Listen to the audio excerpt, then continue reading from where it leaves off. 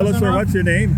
Bill Allen. Bill, I understand you actually served in the military. Is that correct? I did. I was an officer in the U.S. Army in the Medical Corps for 14 years. I swore an oath to support and defend the U.S. Constitution, and the current administration is blowing off the Constitution.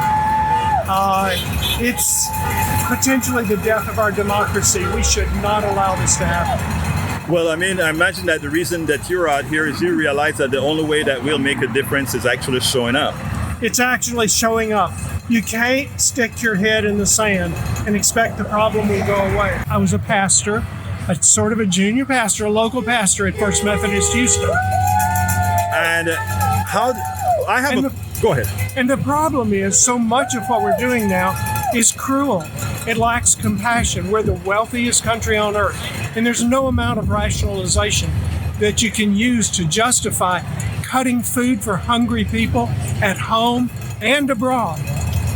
Now, let me ask you something. As a former pastor, how can you just look? Let me tell you, I don't hold the congregation accountable, because a congregation learns to follow its shepherd, its pastor.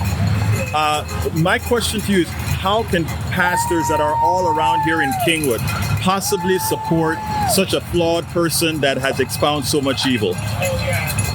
That sort of thing has happened over and over again. You got to remember that in Nazi Germany in the 1930s, the institutional church followed Hitler to a man, almost. Only a small fraction of the pastors stood up against what was wrong and cruel in the Nazi regime. People are afraid. They have to survive. And so often we do the wrong thing. And it's just a few people that'll stand up and risk taking a stand against what's wrong in society. Well, the good thing about this is that the magical number is when 3.5% of the people stand up, and we are quickly approaching that 3.5% of people actually going out into the streets. You said that people are afraid. Do you think pastors who command that many people are afraid as well, or do you think they're just corrupt? And your thoughts on that? Well, I honestly think it's a couple of things. I mean, they're afraid.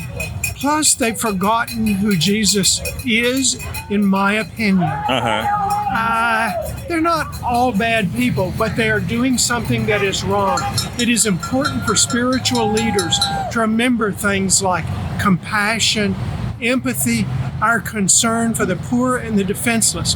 Part of what Jesus did was he healed people, he fed people, he took care of the defenseless, whoever they were.